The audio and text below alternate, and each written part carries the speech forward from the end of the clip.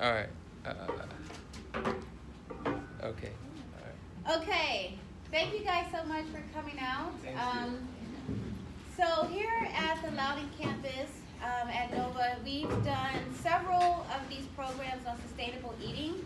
And the reason why we think it's important is because, as you know, there's an epidemic of so many people suffering from all kinds of diseases, food-related diseases, right? People are suffering from obesity, diabetes, cancer, so many things. But we believe that you can heal your body through food.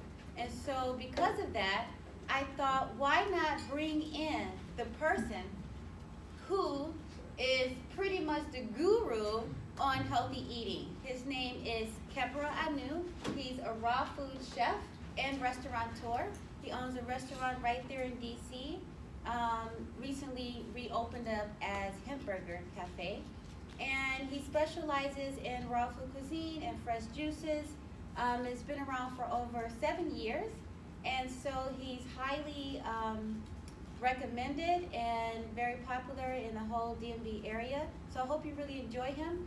This is not his first workshop. He's been doing workshops all over the state. And he does retreats in Jamaica every year where people go there to have peace of mind, refresh their bodies, and to really gain perspective on how to live our life in a sustainable way, where we're taking care of our bodies, mind, body, and soul. So, without further ado, welcome, Khepra. Okay. Well, thank you so much, Tiffany. I was really the title of this, sustainable eating, is really, I don't really know if you understood really the magnitude. I guess we could have a conversation about that later. But when I was putting the prison together, it really wasn't so much about, because when we talk about sustainability, we really think about things more on a macro level. So I'm really going to touch on a lot of those things and really kind of bring it back to a micro level, because we're all obviously a part of the macro. Okay, the micro and the macro. Okay, so they, so you'll see. But yeah, sustainable eating. So again, that just can mean so many different things to, obviously, probably it means very different for each of you in here. So I'm really gonna, touch on that, on all part of it. But, first we gotta focus on the eating. But before we get into eating, I just want to tell you a little bit about my story and what led me to being here today, as a quote-unquote raw food chef, or a chef, just happens to specialize in what I consider raw food or living food that hasn't been cooked or processed by in a manufacturing unit or something like that. So for me, it really just became, when I was a teenager, I was really just on a quest for just information and knowledge. And I think I just had a desire to learn about different things about life, culture, history, health. And health really kind of struck a nerve with me, and I really began to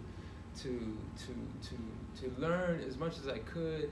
So for me, and again, it wasn't just as easy as pulling out your phone or getting on the computer and Googling it. No, it was either books, or maybe you had, if it was video, then it was something you may have seen on TV, but if it was on the tube, then it was a VHS, so that's what we had back in the, I guess, 80s and the 90s, there were computers around, but they weren't personal computers on the level we have, nowhere near on the level we have today. I didn't start, actually, I went to an engineering school, and we weren't using computers at a predominantly where 80% of the majors were engineering and science majors. So it lets you know, I guess it tells my age, But you know, again, being in well, now as we move into the information age, you know, information is just light speed, and you know, it's at our fingertips. It's on us literally 24/7. So for me, you know, just gathering information and then making changes in my life. You know, really, I was definitely motivated about health, and you know, I was an athlete, so I wanted to, you know, get the best, you know, performance. You know, I played basketball and I did other things, and you know, I wanted to see what was possible, you know, for me. So that's what really drove me, definitely in the beginning. You know, becoming a chef or realizing that I could make food, and it was something like, okay, some people would be really demand. You know, that came much later. You know, and like I said, I was an engineering major in college, and you know, didn't quite know where I would fit in terms of like, you know, going that route in school, and you know, with my studies, I just knew, you know, obviously that's like, you know, you guys are students, and this is, you know, academic environment. So one of the things I really, you know, can appreciate about an environment like this that is full of hope.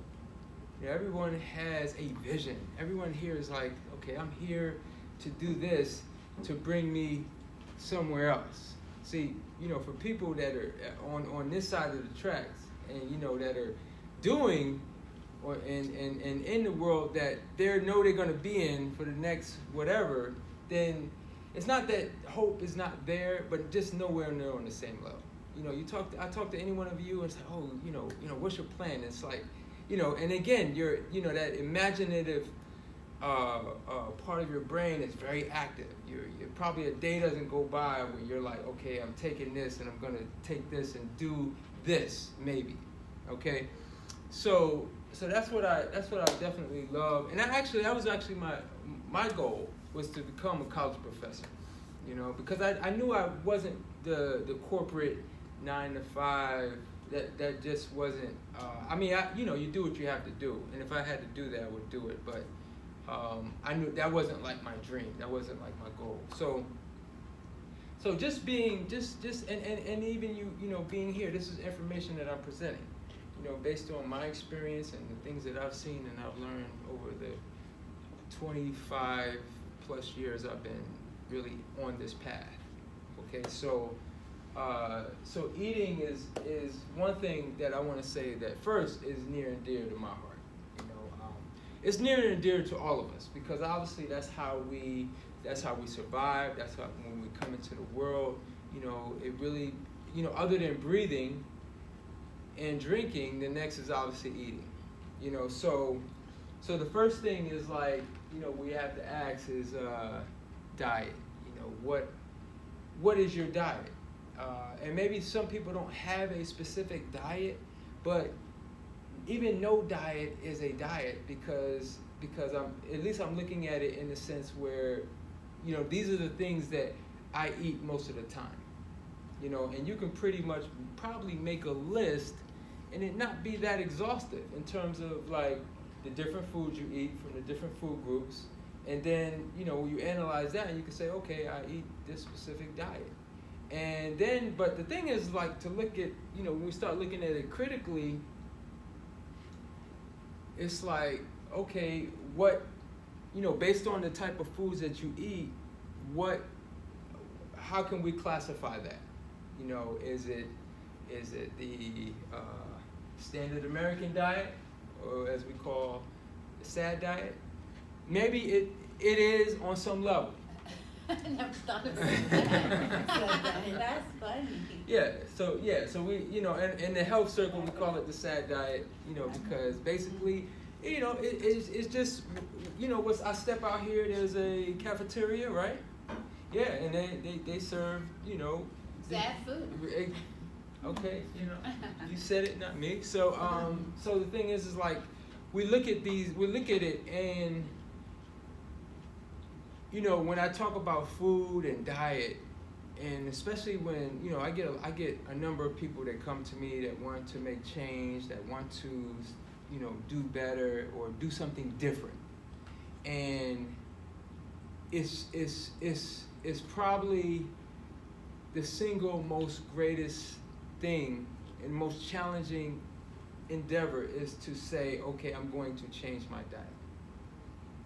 You know, because you're talking about how you came into the world, your family, your traditions, your culture.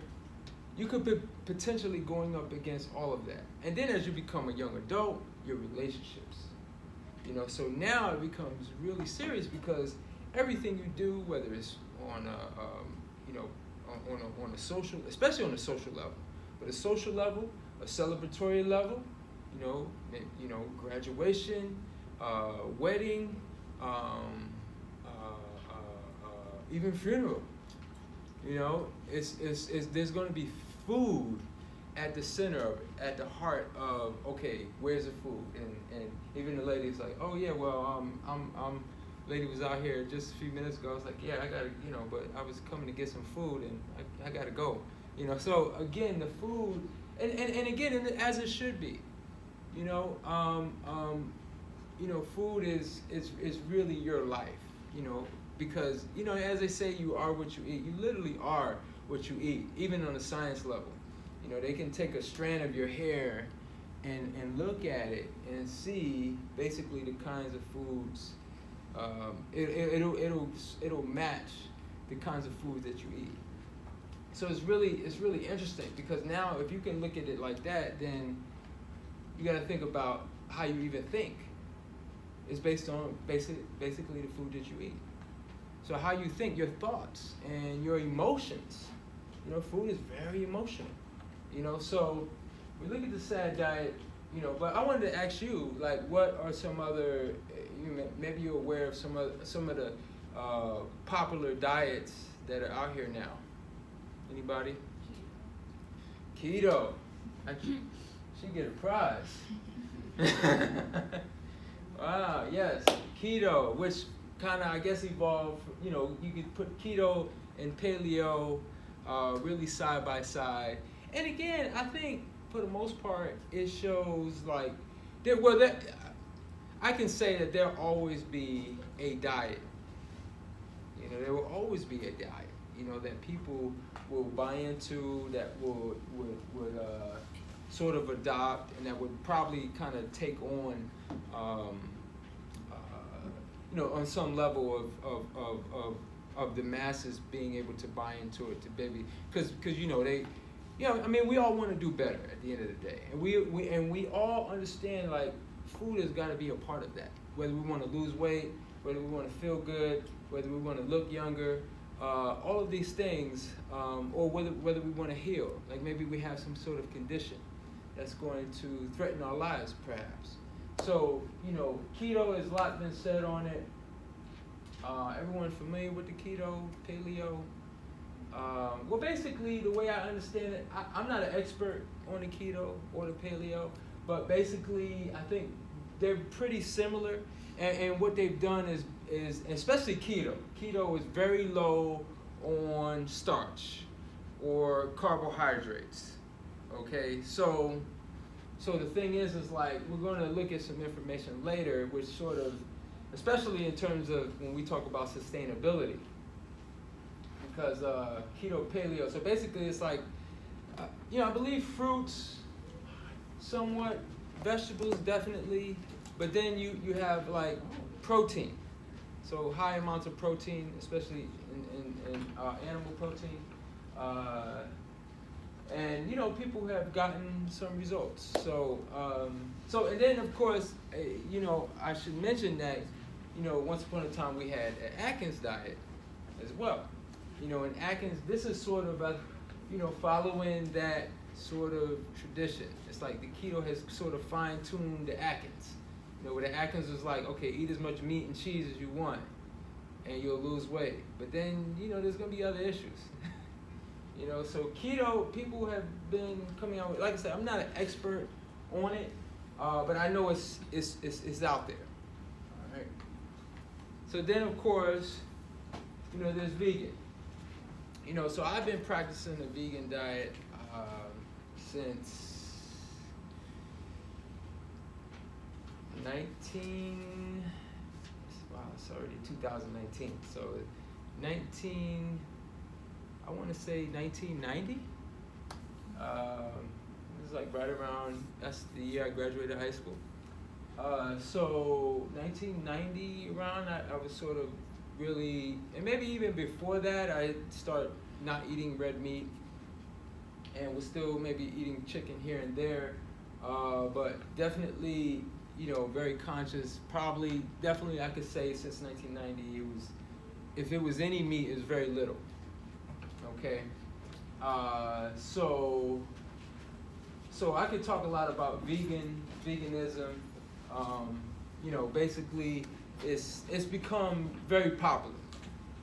Even on 8th Street where my shop is, there are, I believe, 5 vegan restaurants just on 8th Street in DC. So you can go almost anywhere, even any restaurant, and they'll have vegan options and not just a salad. So this is definitely encouraging, at least for the vegan movement. The vegan movement, especially from a health perspective, is far from perfect and far from ideal. You turn vegan, veganism has its, and I know firsthand, veganism has its drawbacks in terms if you're not doing it correctly.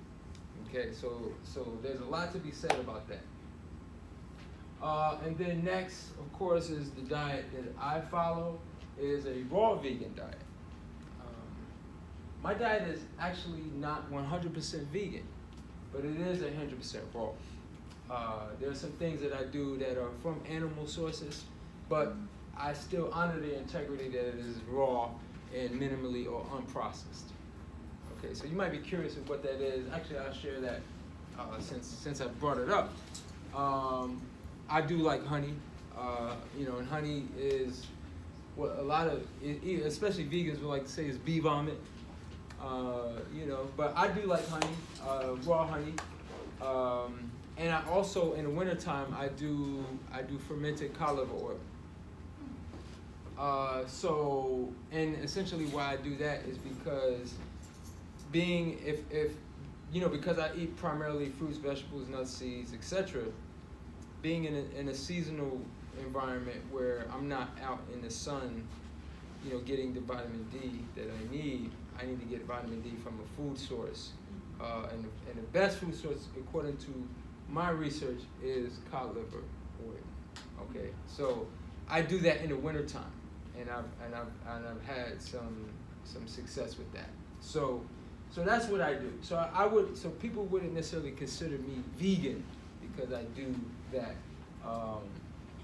But as far as eating fish or eating chicken or eating anything that's derived from a meat or animal, I definitely do not do. But I'm very committed to the raw, and I guess I will go into that later. So sustainability, sustainability, that's, one of the things we're going to look at is really what this is. And like I mentioned earlier, as far as the macro and the micro.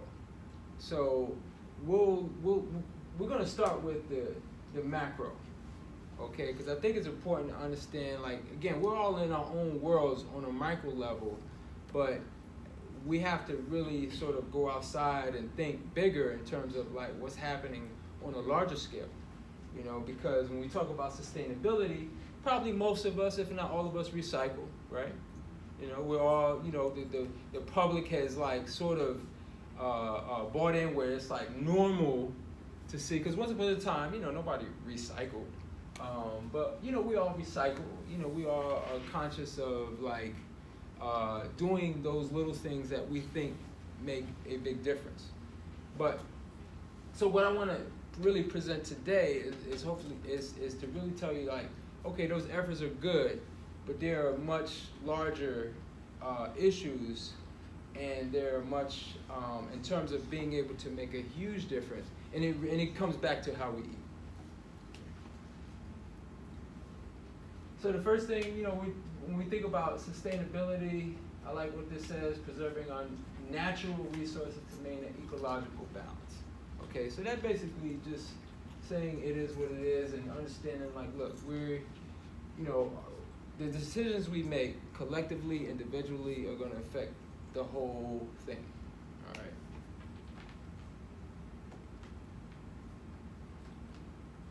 Okay, so air. Yeah, so we're going to look at the different things like that are part of our world, and most of these things we're not really present or conscious about. So air, the air we breathe. I mean, we're all breathing right now. It's very critical. But again, we don't think about it because it's not like if you breathe, you start choking. Okay, so it's something like, okay, that may be important, but again, it's not like very serious at the moment. Okay, but it is important. But we're gonna get into that air, and then of course there's water. So we all probably have some sort of contact with water every day, internally and externally. Critical, very important. Most of the planet is covered in water, but that's salt water, at least most of it. So fresh water is a precious commodity. So we're gonna really dig into that later.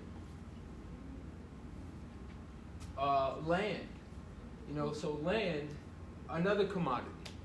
Is as people in real estate say, there's no more land that's going to be created. So land is always going to be of value, but we're going to look at it in terms of sustainability, and especially in terms of how it relates to our eating. And then of course wildlife, something again we don't really think about. Obviously there's the wildlife that maybe we see, but wildlife has a really critical role when we really look at the whole earth. And wildlife is definitely being taken out and threatened every single day. So we'll look a little bit at that. Oh, oceans. This is huge. So I have some information, and I'm just going to highlight some things.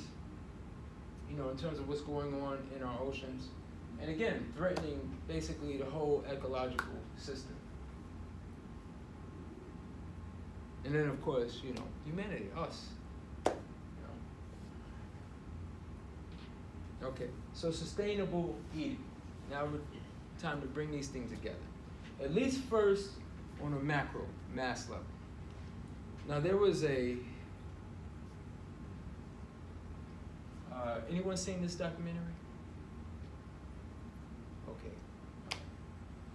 Okay, well, your homework is, if anything you do outside of this is go, I believe it's on Netflix, but it's called Cowspiracy. Cowspiracy. I've watched a lot of documentaries over the years.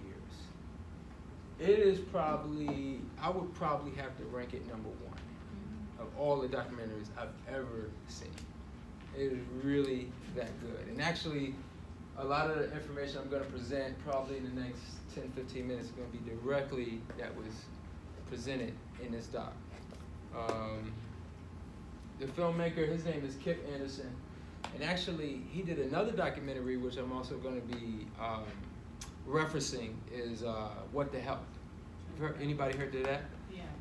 Yes, he did What the Health. He did a fantastic job. But this, Cowspiracy, this was the documentary that preceded What the Health. And way, in my opinion, way more telling, in terms of what is happening, especially because What the Health is really talking about us as individuals and diabetes and the different conditions that plague us, plague humanity, and especially in reference to eating meat. But Cowspiracy, it was just on a whole nother level, because again, it is on a whole level because it was really more talking about the macro, and he really did a fantastic job. Hats off to him. So we're going to be discussing basically the things that we just mentioned. You know, as I said, air, water, land, waste, oceans, rainforest. So again, we talked about the land, wildlife,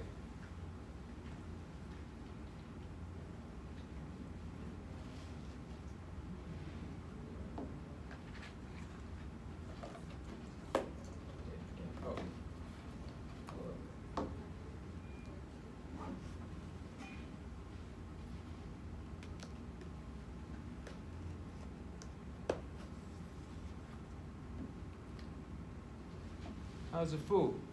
Really good. All right, good. Cap, do you mind, since you asked them how's the food, if you just tell them a little bit about, I guess, okay. what they ate? Yeah, because I you think- had different stuff in there. Right. There were two different. Well, we have some juice, and the juice is a label. But then the food we had a lasagna, and I think everyone got cauliflower and broccoli. So it's our buffalo cauliflower, and what we call our broccoli bites. So basically, those dressings are like an almond butter based dressing, and then if you got a sandwich, that's our almond hemp burger. So we actually make the bread out of, we sprout the buckwheat and blend it up with chia seed. And, that's our like burger. And then the lasagna, of course.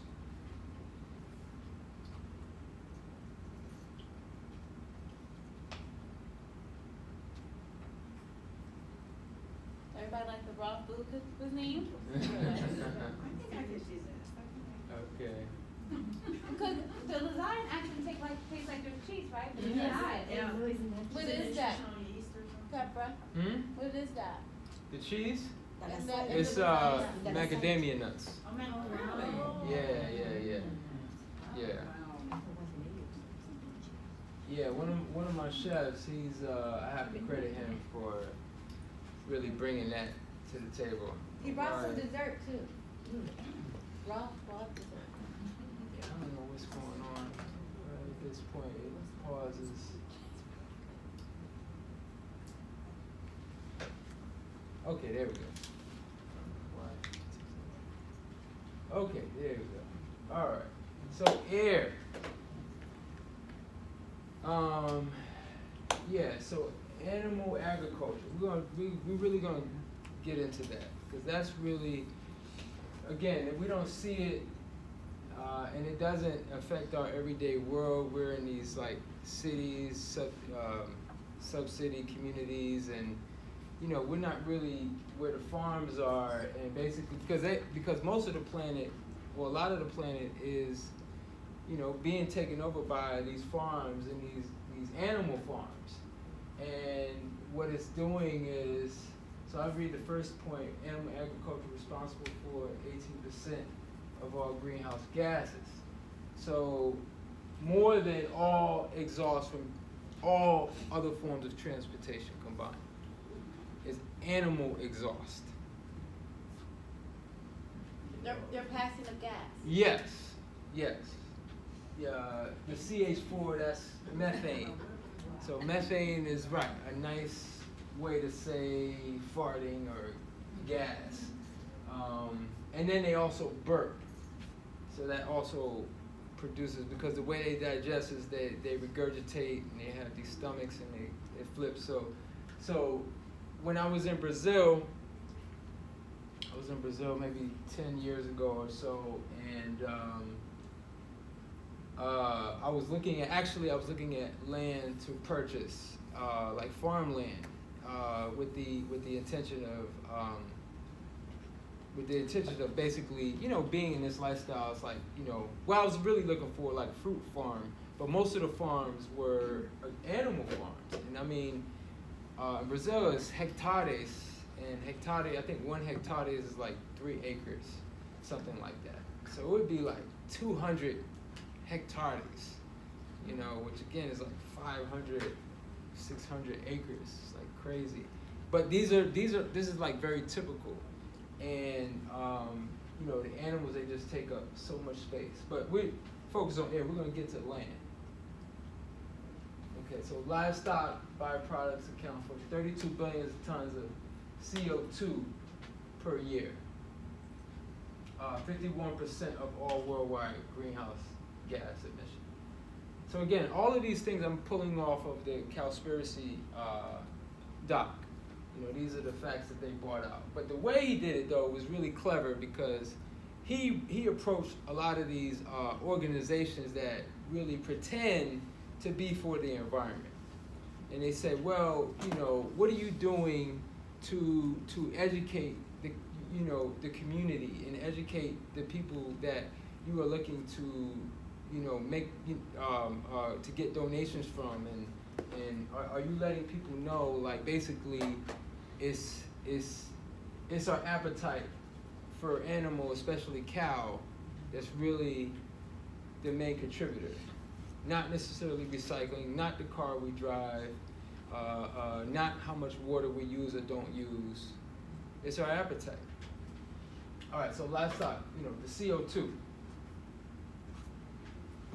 And then, of course, methane is 25 to 100 times more destructive than CO2. So cows, and again, this appetite and this desire to, really serve this need. And it's, well, not even a need, a desire to basically, eat this way and have this on our plate. What's the last thing? Okay, so cows produce 115 billion gallons of methane per day. So again, it's not something we may feel or see right now, and we may not even see or feel it in our lifetime, but it can't continue this way. It cannot continue this way without some serious repercussions.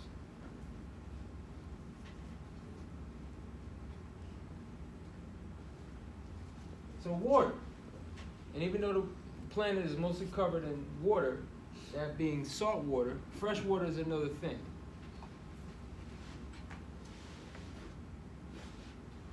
Animal agriculture consumes 80 to 90% of all U.S. water consumption is used for animals and raising animals. 80 to 90%.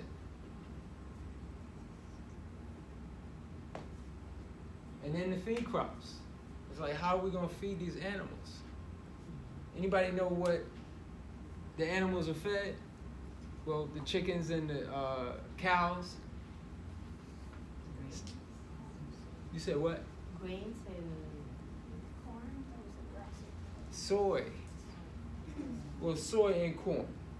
All genetically modified, of course, or at least mostly.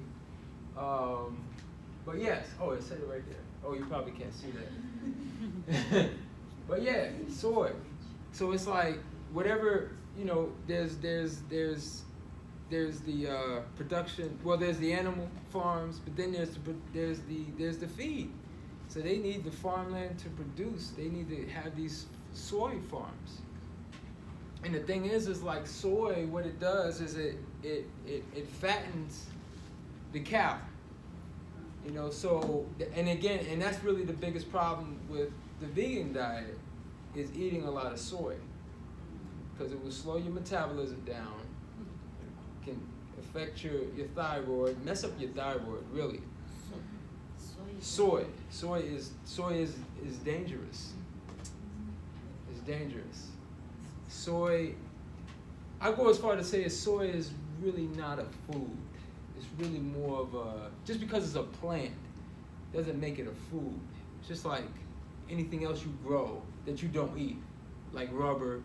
Rubber grows on trees. Cotton. You wouldn't eat cotton. So soy is like, I look at it as like a something that you manufacture. Yeah, it's considered a bean, I guess, but it's really, it doesn't digest. It's not a bean. It doesn't break down in the system. It'll break you down in your body's attempt to try to deal with it.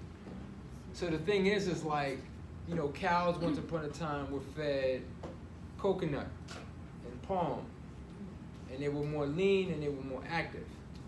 And when they fed soy, they become lethargic and fat. And so that's what happens to a lot of vegans who indulge in soy. You know, they give up the meat just to really go to the soy and end up actually gaining weight, gaining more weight. Yes. I can attest to that because at one point I went vegan for like 6 months, and I went for my usual physical, and the doctor was like, Tiffany, you're losing too much weight, you're too small. And I was like, well, I'm vegan now. And she was like, well, I have a lot of vegan clients, and none of them are this size. And so that is probably an example of, you know, because a lot of vegans, they eat soy, and they'll eat products in the freezer that remind them of meat, like a chicken something, but it's made out of soy, and it's in the freezer section at Whole Foods. But when I was vegan, I was gluten-free vegan. And I didn't have any gluten, and I didn't have anything that I consider fake, nothing in the freezer to look like meat. And maybe that's why I was losing all this weight, and maybe that's why she was like, well, I haven't seen a vegan lose the weight you're losing. And I think it might be because they're eating this stuff and don't realize it. Yeah, and like I said, the footprint, when we look at the footprint, I mean, you know, I've been working in restaurants since I was 14. And you know, when you go into the kitchen and you see the level of maintenance that is required in a kitchen, will let you know the level of maintenance or the energy or the things that your body has to do in order to process that food that's being produced in that kitchen. So, for example, you go into I could step in their kitchen and see the different things, what they have on the sink, and if they're cooking, they have a hood. You know, these different things that sort of keep things maintained. They keep things sort of balanced in a way, where, especially when you have like cooking devices like deep fryer, you have microwaves, you may have a stove, and what happens, especially because this is a plumbing, it's all plumbing. You know, at the heart of it is our heart, and the heart is what? A pump. Okay, so it's pumping, all right, and things need to flow, and when things don't flow well, what ends up happening is like there's stagnancy, and energy gets stagnated, and then that will probably result in some sort of pain or discomfort. But basically, energy is stagnated, and your body is sending you a signal to say, okay, this needs to be addressed. So, like, if I go into a kitchen, and you know, most kitchens will have what we call a grease trap, and you know, man, that is like the nastiest thing you ever want to see is a grease trap. I mean, basically, it is what it says it is. It traps the grease. So, you know, as you're washing dishes and you're doing stuff, and this thing accumulates, and like you need to call like a special company to come to suck the grease out. You know, and they'll run a tube from the street and pull that grease out. So it's like, and now you're eating that food. So your body has to trap that grease somewhere in your body. Okay? So, but where's the special company that you have to call to suck this thing out? Where's our pump? Right. You know.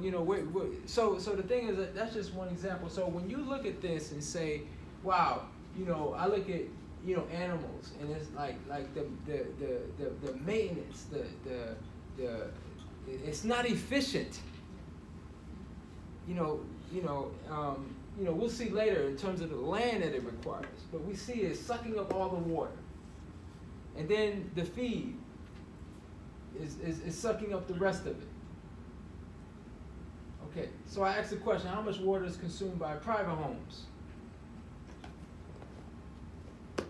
5% in comparison. Okay, so this is like my favorite. How much water? Well, let's just throw out some wild numbers. How much water it takes to produce 1 pound of beef? I don't know off the top of my head. I know I put this together. I don't know, somebody throw out a wild number. 2 gallons? 2 gallons. Anybody 50 else gallons. want to go much higher? 50 gallons. 50 gallons. Oh my Wow. God. 2,500 gallons. 2,500. Really? 25. You gotta watch this documentary. I'm serious. It's that deep. 2,500 gallons. Okay. 1 pound of eggs.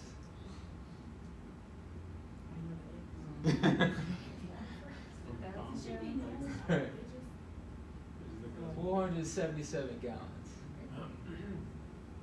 250. I mean, that's like could fit a swimming pool for 1 pound of beef.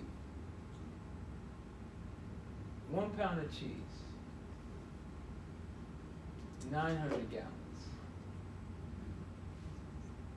And then 1 gallon of milk. 1,000 gallons for 1 gallon of milk. So that's why they want us to save the water with the smaller toilet bowl, so we can have all the water for people in the Yes, house. yes, exactly.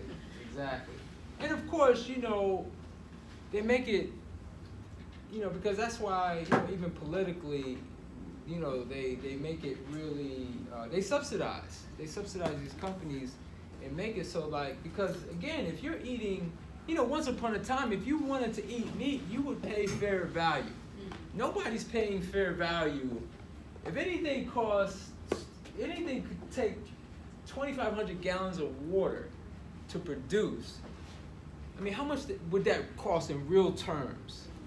If you wanted to have a steak or a ground beef burger, at McDonald's or somewhere like that. I mean, you probably pay what, $200, maybe $1,000. I mean, what's the value in 250 gallons? I mean, you can go and buy a gallon of water at the store. What you gonna pay? At least $1. At least $1. 59 cents at Lidl. Okay. Well, even if let's round it down to 50 cents.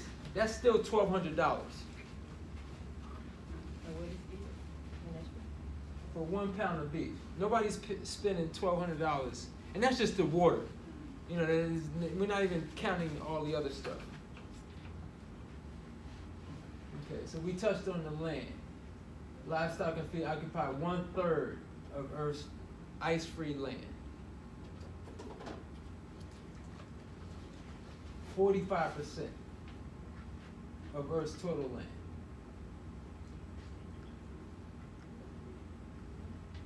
Okay, so I'm touching on this point. Animal agriculture is leading cause of species extinction. So we talked about wildlife, creating dead zones in the ocean, water pollution,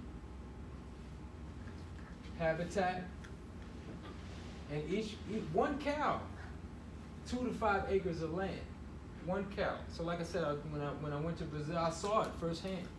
I'm like, wow, you can plant 1 million trees, but you can't raise 1 million cows on that same land.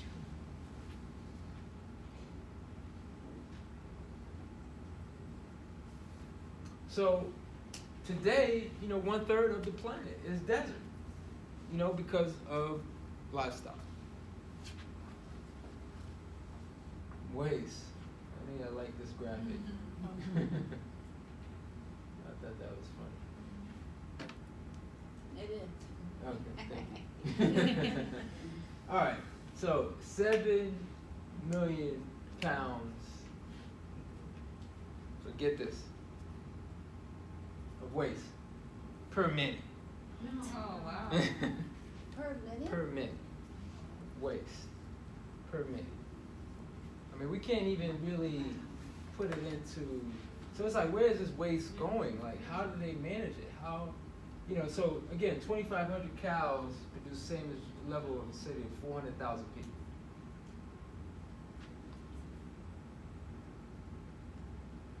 And then our oceans. I mean, this one, I think, really touches me the most in terms of what's happening. Because a lot of people, people call them, people who consider themselves pescatarian. And it's like, oh, I just eat fish, and, it's healthy. I get my omega-3 oil, and, what's wrong with fish? And, well, the thing is like, and even me, I do cod liver oil in the wintertime. So it's like, but in terms of sustainability, it's not, and people's appetite for it is just not sustainable for the amount of people we have on the planet. Okay, so 100 million tons of fish every year. This is not really the alarming part. And that's like 2 trillion animals. But this is what's terrible. And really a travesty. So basically, for every pound of fish, 5 pounds of unintended marine species are caught and discarded. Again, extremely inefficient. You're catching, for every pound, you catch 5 pounds of natural ocean life that you're killing or discarding. So again, something's got to give.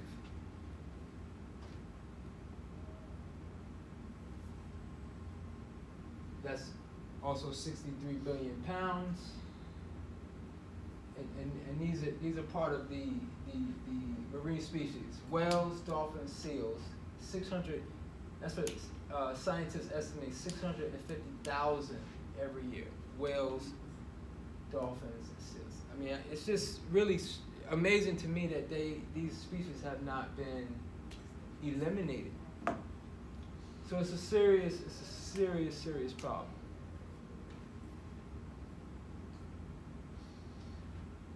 And also, some scientists estimate by 2048, the oceans could be fishless.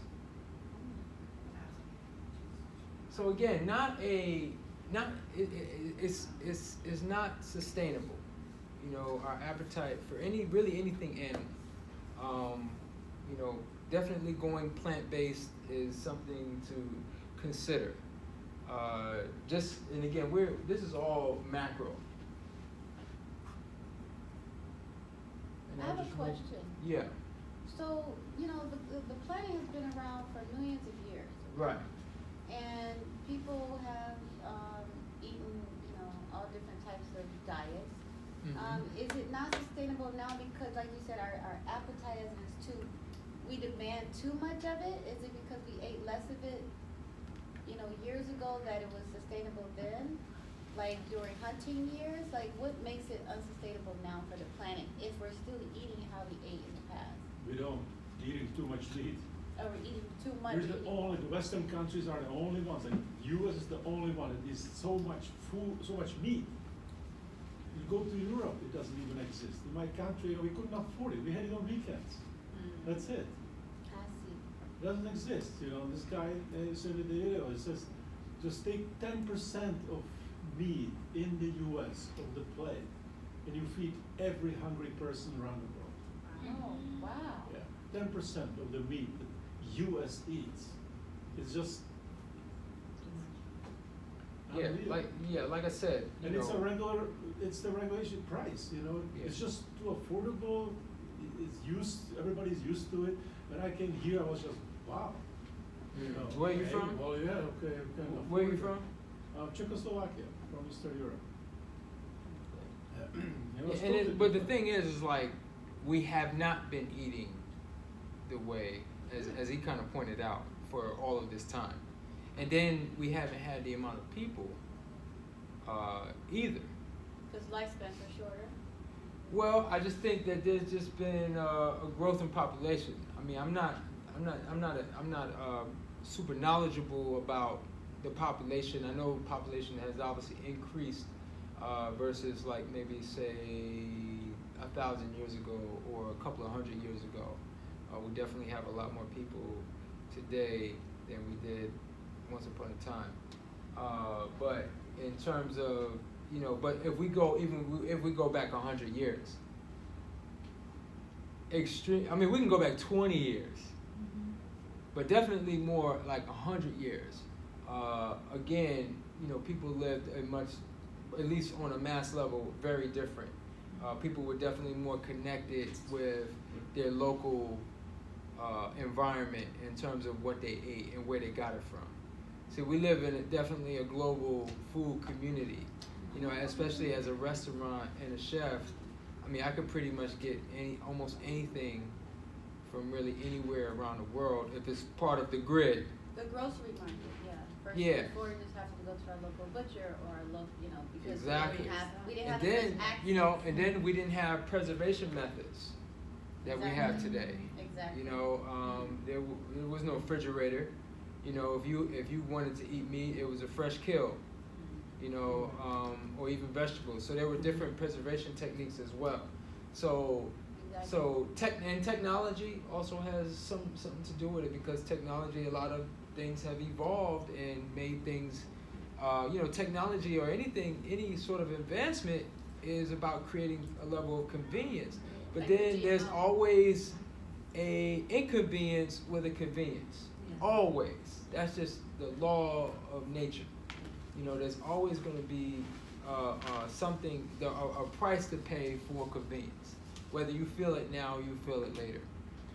So the way things have evolved or devolved, that's a word I like to create, devolve. But as I think what's happening though, and I'm going to touch on that later, in terms of like looking ahead and what's happening now in terms of with the current and the future consciousness of the masses of people. But we look at rainforests, especially we look at Brazil. So 91%, just some statistics. We got 137 plant, animal, and insect species lost every day. And this is one of the things that they highlighted in the movie. There was actually a person who was profiled, who was murdered, by the, it's a mafia. These land, animal, business tycoons who are responsible for chopping down rainforest land to produce cattle and grow to feed the cattle. So they talked about, so in the last 20 years, 1,100 land activists have been killed. And they profiled one of those people in the movie, Cowspiracy. So that's about one person a week. So on a positive side, I mean, there are people who are passionate, who are risking, who are really sacrificing their life for the life of the planet, because they know how important it is for not just for that local environment, but for the larger world.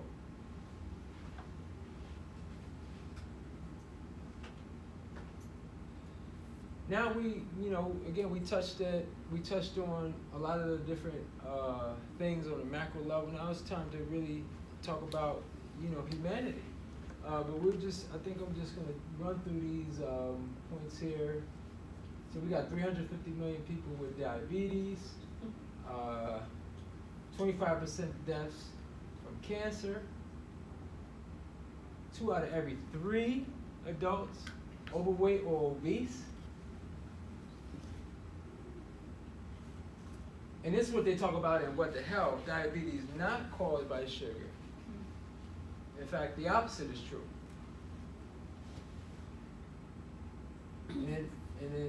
But it's actually processed meat.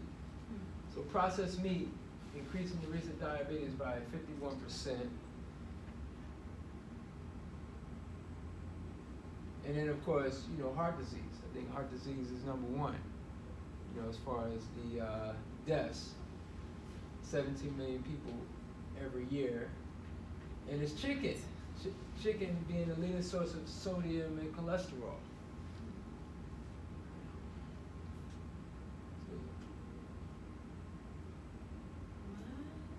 Yeah, 1 egg a day equivalent to smoking 5 cigarettes a day, as far as life expectancy. fish, crazy. So being what is it in the mercury sponge. Is it the Well, well then I don't know it was an egg, but can I share something really quick? My husband was having dizziness and headaches, and he couldn't figure out what it was, and he was going to the doctor, and they couldn't like help him. He decided to change his diet to see if that would help. He stopped eggs because he used to eat eggs every day. He stopped eggs for a week. He immediately saw a difference, and he hasn't eaten eggs since. wow? Yeah. And so he's been off of eggs now, I think, for 6-7 months. I don't know if Okay. you knew that, but Okay. yeah. So that's how fascinating this egg thing is. I've seen it happen with my own husband. So Well, eggs are, you're eating a fetus. And we're made from cholesterol. Cholesterol it's a beautiful thing. Because that's how we create. We were created from cholesterol. But the thing is, like, to eat in that really another species, just for the protein, it's like, again, that's going to have some repercussions. It's Yeah. just not meant for us to eat another fetus, period. And really, eggs are like, again, like it's like eating the seed of what is going to become a human, or not a human, but a life form. yeah, he used to eat it sunny side up. He liked the yolk being like that. Yeah. So And then for those who do the quote unquote organic meat, it's organic meat, just by the very nature of what it is, cannot be organic. Because it's gonna break down, and no matter how they freeze or preserve or whatever, there's going to be contaminants. Just by the very nature, you're dealing with blood, you're dealing with organisms, you're dealing with just life happening, and being, once it's slaughtered, it's decaying. So and then organic, free range. You hear that term, oh, this is free range. Free range, all that means is like it has a greater earth, it has a greater footprint on the earth. They need more land and more water than the cows and the that are in the tight quarters. So their footprint is greater. Okay, the dairy products have plus. That's just another note. Okay, so obviously, like, plant-based advocates are gonna say, like, look, yeah, you can get all the protein you need from plants. Period. Okay, so this is interesting. So most people definitely eat. I always say, especially when I started on this lifestyle, it's like, protein it's almost, it's marketing. Oh, what you get, and then people think, it's like, look, you're not a growing child. If you're a growing child or a pregnant, expecting mother, it's all maintenance at this point. You don't need to, you're not going to double in size.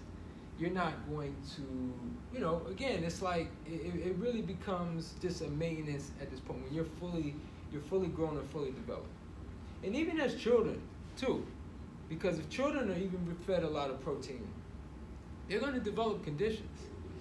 They're going to have, they're going to be dealing with sicknesses and illnesses but their digestive system, because they're growing, because they're usually more active, they're going to be able to process it and deal with it better than a fully mature adult most times. And then, of course, so this, when somebody's eating twice as much protein as they and half as much as fiber, then that's definitely a recipe for colon cancer or some other form of cancer.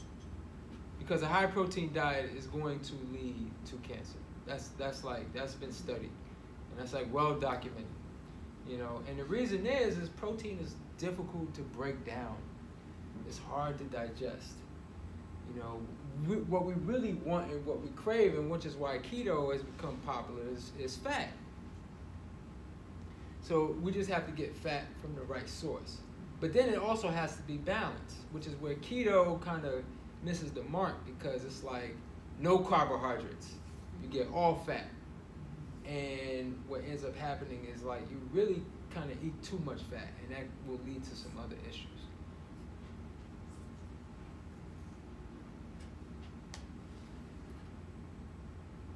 Yeah. So largest, strongest animals, herbivores, plant-based, and chimps, chimpanzees. And we look at different apes.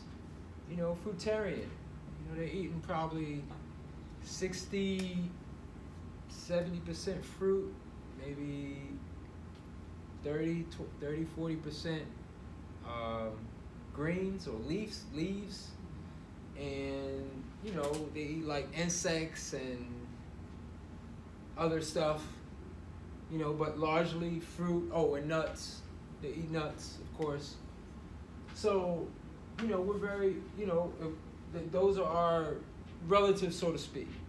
And if we're not, and actually, you know, I mean, chimps will eat meat. It's very rare. They will eat like a smaller monkey. I've seen that. But it's not on the menu every, you know, maybe once every couple months. You know, it's something that is this rare, but almost daily is fruits, is nuts, is green leaves. That's really the diet. That's the ideal diet. And once we get closer to that, we get closer to realizing our human potential, you know, in terms of how we should eat and how we should, you know, how we should look, how we should be able to move, how we should be able to think, is to be able to, you know, get closer to that ideal. You know, our bodies are designed to, like them, climb trees. You know, we're able to reach and grab. You know, we're not on all fours like goats and cows, and all they see is green. See, we see red flowers. That's also a big part of what should be our diet. Flowers. So yeah, I definitely wanted to make a point of that. Okay, so men who eat meat, 1 in chance of getting cancer, 1 in 2 chance. So basically 50%. Those are some high odds, and women 1 in 3. Still very high, very high. And so you know, fire and karma. I mean, basically everything we eat is going to have some sort of karma. We're going to have some sort of karmic relationship to really everything we do. We all understand that as just human beings, but definitely everything we eat. So, you know, for someone like myself who follows like a raw food diet, you know, because the thing is like, you know, fire is destructive. Yes, fire can be comforting, and fire can be energetic, and especially and basically useful when it's channeled in the right way. But for most cases, fire is largely something that destroys, that breaks down, and changes in not such a good way, and especially with our food. So if we didn't have, again, the advent of technology, and especially fire, just the use of fire in and of itself, a lot of these things we wouldn't necessarily be able to eat, especially processed food. We're able to eat processed food because of fire. We're able to eat processed meat because of fire. Because what fire is, you know, on a you know, when we look at food, especially when we look at like fruits and vegetables and things, or especially with fruits, we know a fruit is ready to eat when it's what? What do we say? When it's ripe. So that ripening process is a cooking process. Okay? So what fire does to food is it ripens it fast. You know, we look at this meat, and the thing about meat too, the healthiest meats to eat is organ meat. Okay, liver, heart, like I do the cod liver, that's the liver, brain, all of the organs. Those are that's where, at least on a nutritional level, the best parts, not the extremities, not the wing, you know, the leg, the breast. No, it's the organs. That whole, and the thing is like most of us, or really all, it's those things are, one, difficult to chew. We don't have the teeth. We don't have the saliva. We don't have the acids in our stomach. But fire makes it all possible now. We bring that fire into the mix, and then we bring in seasonings, plant-based seasonings, and salt. And what fire does is ripen it, so now we can chew it, we can break it down, and not just meat, but also starches and processed foods, like basically that don't look like anything that would be in a farm or in a garden or anything. It's in a box, a bag, a can. So when you go to the supermarket, you know, you should be spending really 80% of your time and your money in that first aisle, that produce aisle. Okay, and then you're 10-20% in getting like some condiments that are minimally processed, like extra virgin olive oil or sea salt, things like that. Okay, spices, but you know, 80%, then you're on the right path. So, you know, we all have like what I say, a personal power. Basically, that's a responsibility. We all have responsibility, and we all have influence. And the thing is like, you know, I talked about, you know, hope, you know, in the beginning, and like what I'm seeing, you know, as we move forward as humanity, because, you know, as you said, you know, you raised a good question earlier in terms of like how we used to eat and then how we eat now, but a lot of change is taking place. Is it fast enough to circumvent what's the collision course that we're on? I don't know. I don't think anyone can answer that. But, you know, I often do a lot of festivals. Let me just finish this point. I'll answer your question. You know, I do a lot of events, and especially in the summertime. And what's become really popular is in almost every major city there's a Veg Fest. And you know, I've been doing it. I think the DC Veg Fest has been going on for more than 10 years, and obviously very, very, very popular. Every major city. I did the Richmond Veg Fest last year. There had to be like 10,000 people there, you know. So, and then, you know, I'm on mailing lists. I mean, all over the country, you know, there's Veg Fest. So people. So that's just one one aspect and one significant thing that I see. And then obviously, you know, restaurants and things and organizations and, you know, people just becoming way more conscious of it. So I think as people, because that is definitely one answer, you know, everyone turn plant-based, because we definitely, you know, like me personally, I feel like at least going the political route trying to make an influence in terms of like maybe creating an organization or getting into an organization that's going to influence the politicians to make laws that protect certain things. But at the end of the day, it's really us in the decisions that we make as individuals. And because if we collectively say, okay, I don't want this and I don't want that, then whatever the demand is, and if we all demand it, that demand is gonna get met. So we all have that personal responsibility, that personal power, and we shouldn't really discount that. You had something? Yes, I would like to understand between buying organic vegetables versus regular vegetables. Like, Well,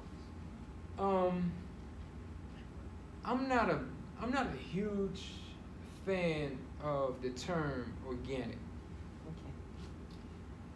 okay. Probably, I would say most of the time, or maybe at least some of the time, it is useful or it is maybe necessary to buy an organic labeled vegetable or fruit. But this is where your level of discernment has to take place. Now, local trumps organic, especially local from your local farmer's market. Because now this is a person that you see that was out on that farm, that was picking that fruit or vegetable maybe a day before, maybe that morning of. So, and it maybe came, here, I know they have farmers markets just all over. So it's like the farm could have been just either right down the road or maybe 20, 30 miles away, or even 100 miles away. But still better than a cucumber that was grown in Mexico. That's organic. China. Well, you still don't Or know China. if the local farmer is using or not pesticides. That's all. And he I is say, probably subject to- but I say conventional. I will do conventional local than organic from China or Mexico or California even. Yeah. So even if they're using light pesticides and things,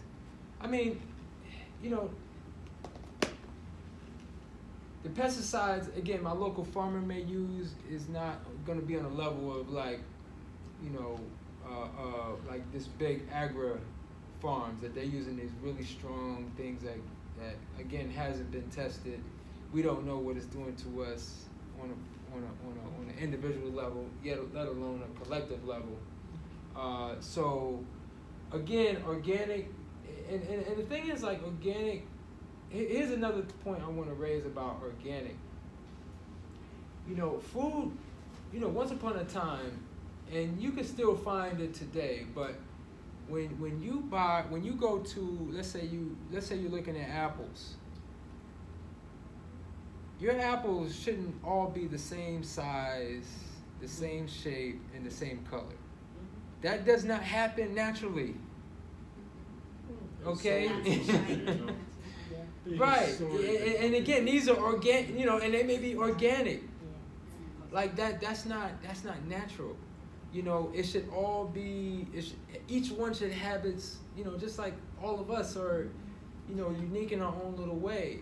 So that's one of the things I always look at. Like when I see that uniformity, that's like, I don't know about that.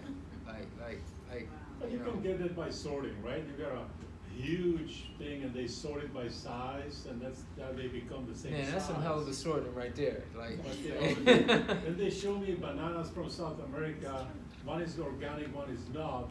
What is the guarantee, right? Nobody is going drought. FDA does not go down there to check the farm.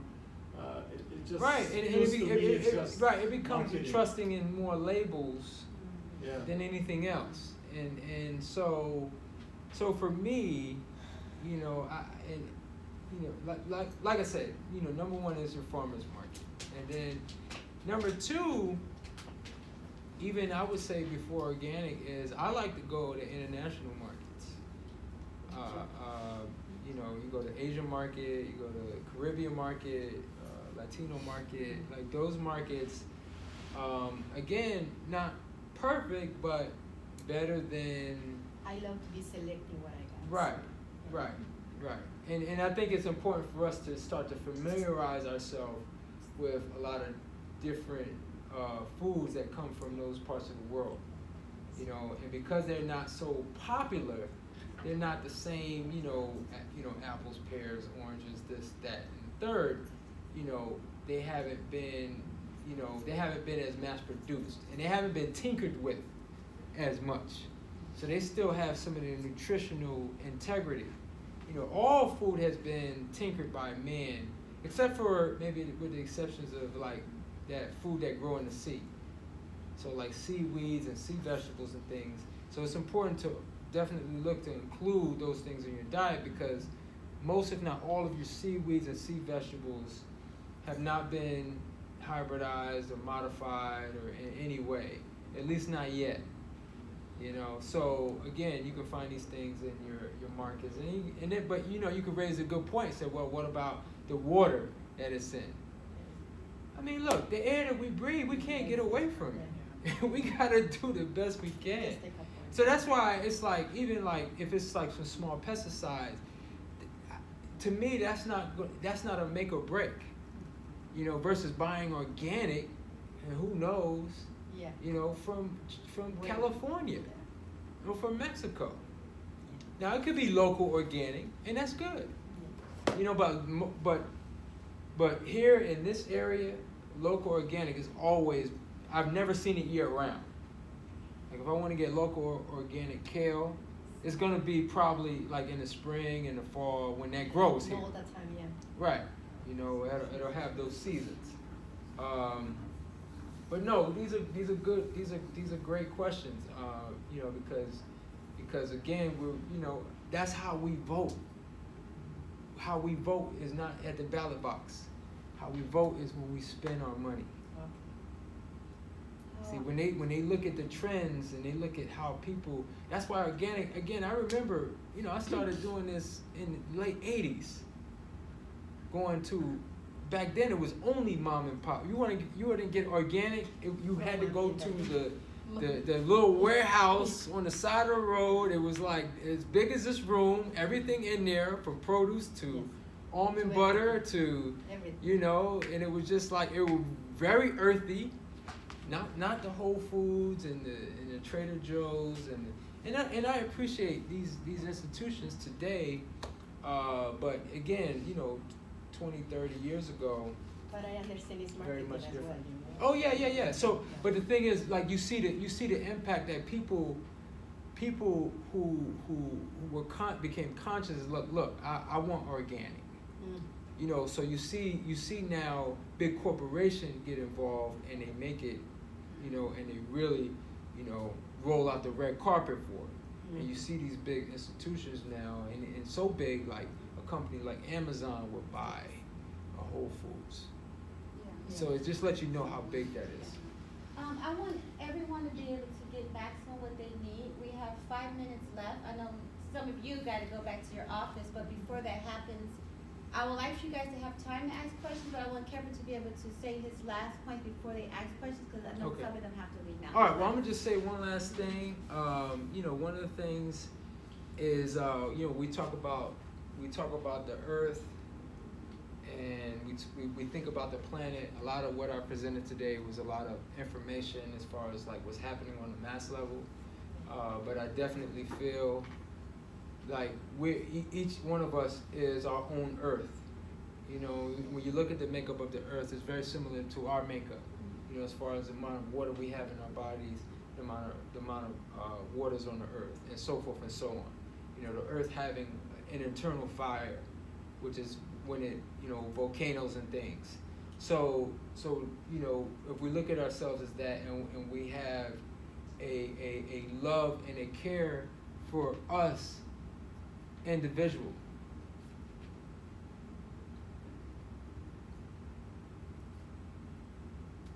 One of my mottos, love thyself. I think if all of us takes that attitude and approach, it can go a long way to not only affecting you yourself, of course, but your family, your surrounding community. It may build into an institution, and in effect, even a lot more people. So really, it's all about love. At the end of the day, that's the antidote for all of this is love. Thank you. Chef Khepra. Thank you so much. That was wonderful. At this time, I want to open it up to questions that you may have, something that you may want to have been asking but haven't. And then for the two of you who came in books, who did it. So please, ask questions now while we have Chef Khepra still with us. Where are your restaurants and where do you? Because the lasagna, I need to get some more of that. Okay. How do I get more of that? Yeah, we're in we're on 8th Street in Washington D.C. right, maybe 2 blocks from Union Station. He's got this little Oh, there's Yeah, a so little- I have some flyers up here. So Okay. so yeah, it has our menu, our complete menu. We're open every day. The juice cleanse is really popular. We also ship out just juice cleanses all up and down the East Coast, and even we've shipped as far as Texas and Chicago. So definitely this area, it would be no problem. Like that's very popular. A lot of people know us from Groupon, but we love Groupon. But like, look, we can deal direct. So. So yeah, that's just a little about our restaurant. My book, let me just say a few words about my book. I wrote this book, and I started writing this book in 2006. I finished it in 2012. That was actually the year that I opened my restaurant. So it was really a coming out party of sorts, the book and then the restaurant. But basically the book grew out of a program that I started called the Mojo Juice Club, where I would have group fasts, a group juice fast. So we would maybe have, on average, maybe 15, sometimes 10, sometimes 20, up to 20 people, where we would come together, like all of us would do. So we'd have a meal like this, and then I would give you your juice for the next day, and you come back, and each day for the whole week, you would do the juice, and then we would break fast with another meal. So when I created that program, basically I created a sort of manuscript of what we were doing locally for people who maybe wanted to follow along who were not local. And it sort of grew when I would write articles on health and nutrition, and just even like similar to the ideas that I presented today.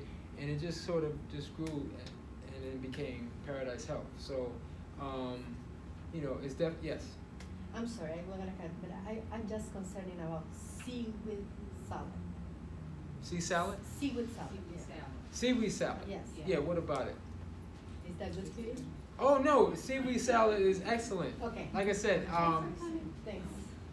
all seaweeds have not been messed with by man. All right. Well, they've been messed with by man indirectly by messing with the water Okay. that it's in. Okay. With like exhaust from like ships and dumping of toxins into water Yeah, and right. stuff like that, and then animal waste going into the water. Yes. Yes, animal waste. Yes. So, I had a question about heat. Because, sometimes if you have some sweet potatoes and you have some other things that have been. Right, that you need to cook. Or that's been on the grill or whatever. Tell me tell me about heat. Is heat a problem? Well, I saw heat, but is heat a problem? Well, a problem in what sense? I don't know. I'm thinking about eating raw, and because I thought about it, and I was thinking, why raw only and no heat? Because I know Okay. vegetarian. What's the heat? What's the Well- benefit of eating raw versus? Well, no, that's a good question. Basically, the reasons that people eat raw, one, in terms of, because the thing is like one of the things that I say is, if if you have to boil it or grill it or bake it, then if you can't chew it and digest it and enjoy it in its natural form, then it's less than ideal for your body. Okay, so like say for example, you mentioned sweet potato. Yeah. Another one is like any bean. Yeah. You know, it's like I can't just soak it and chew it and enjoy it. See, if you soak it, you might be able to, if you soak it long enough, you might be able to chew it and break it down, but are you going to enjoy it? Yeah. It's going to taste like what it is, and it's starch. And it's not going to taste good because it's not, even though it's a sugar, it's a starch sugar. So the thing is like,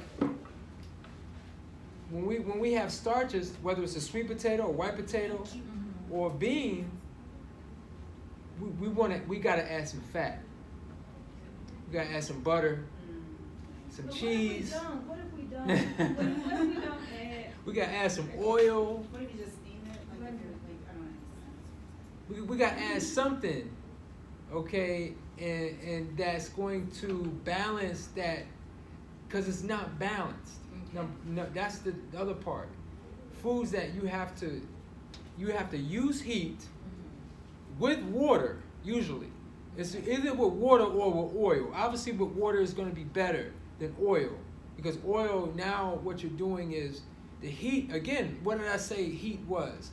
It's a ripening. Fire is ripening it, because it's not ripe. It's just like trying to eat a green banana. Yeah. So what do people do? They cut the green banana and they flatten it, or the platano, and they you know, right, they fry it. Yeah. Again, they're force ripening it. So when you force, and again, there's a karma. Now you can chew it and enjoy it because you added the oil and the salt and you know, and you made it a balanced thing. Yeah. But there's a karma. There's gonna be a debt. That has. I mean, you may not pay right then and there, but you're gonna pay. And again, it may just be a little nick off your health or your vitality, you know. But if you do it consistently, and that's what you do, and you do it excessively, then then it's gonna show itself. Yes. Okay, you mentioned that extra virgin oil. Yeah. That's good. So what I like doing sometimes is, instead of frying in regular oil, I fry in olive oil. Yeah. For Okay. example, mushrooms, tomatoes, Well, with eggs, and I think that's healthy. I feel good Okay. about it. Okay. Well, and you should feel good for the most part. But well, they say that you shouldn't cook with olive oil. A much better oil would be coconut oil. Yeah. If you're going to cook, it has a higher heat tolerance than olive oil. And then you mentioned something else that I wanted to. Well, the other thought that I had was, you know, because when I mentioned soy, I wanted to make sure, because that's what I wanted to mention to the whole group was the danger of vegetable oil. Okay. Vegetable oil is not from vegetables. It's from soy. Really? If you Yeah. look I didn't know at, that. I mean, I don't use it, but. if you look at the back and read the ingredients, it'll say soy. Really? The cover says vegetable oil, but Yeah. the ingredients say soy. So extra virgin olive oil, coconut oil. And if you're gonna cook, you cook with the coconut oil. And the olive oil is for your salads and your things, you know. Because olive is you know, again, I call that a super fruit. Really? That's a master fruit. Yeah, you know, and the oil. I mean, if you had a nice ripe olive, you could squeeze it and the oil will just come out on your fingers. Like it's powerful. That oil is the essence. I do have one question. Yeah. I have a son, and so Okay. we like watching movies, and instead of what I like doing, instead of eating chips or snacks like that, I just replace it with like frozen fruit or stuff, healthier stuff. So Okay. my question is, frozen fruits and veggies, are they as good as fresh? Even if I mean, you're gonna lose a little. We use frozen fruits, you know, in my restaurant. Like for example, I mean, you're familiar with jackfruit? Yeah. So I like buying. In fact, I like buying some of the fruits frozen, like jackfruit, for example. is like you know, when they have it fresh, usually it's picked before it's ripe. So it's better to buy it frozen, and it's always ripe. So another one of my favorite fruits is durian, and you get that at an Asian market. So the durian, you know, is usually not ripe. Now, some other fruits, like for example, I used to get frozen mango, and it's better to buy the mango because we would use mango in some of our drinks. And when I would buy the frozen mango already processed and thing, and even though it was 100% mango, it didn't taste like when I buy like mangoes, and we actually so it's more work, but the taste is worth it, like doing that extra work.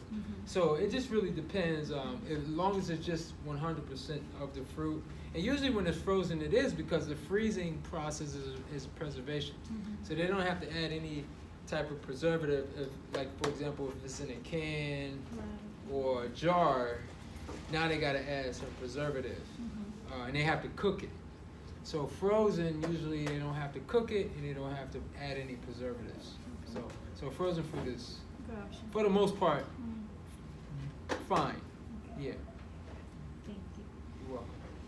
Oh, shake your hand. Oh. Thank you very much. You want to take a picture with Chef Khepra? We could. Yeah, let's take a quick picture. This was awesome information. I have 1,000 Thank questions you. about Thank you, this was great. health and mental health and eating. Oh.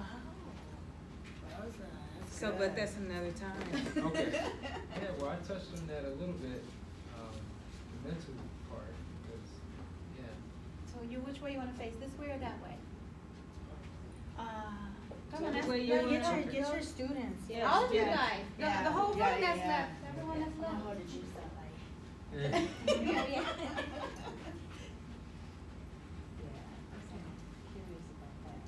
Brother, come. Okay, that's good. 1, 2, 3. Got broccoli in my teeth. Yeah. Thank you guys so much And you for know that she coming. did have some. Yeah, big old green. Yeah, she had green stuff. Wow. Thank you so much for coming. Yeah, 'cause, Thank you. Some over here in lasagna, you just gotta open it up to see. Hey, you get another cookie. yeah, this is awesome. Did you guys want another meal to take home for dinner? Oh, I'm good, thank you. I think my place Oh, this one is the lasagna. It's a lasagna. How was that? Said the lasagna? But I'm gonna try it. Lasagna?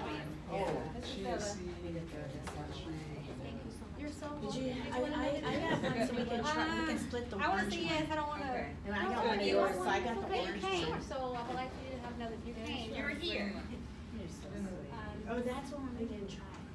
Okay, we're gonna try these in the office. Okay. All right. We're gonna show. Okay, you have your own, right? Oh. I hit throw this away, yes, Okay, yes. then I'm we like, you agree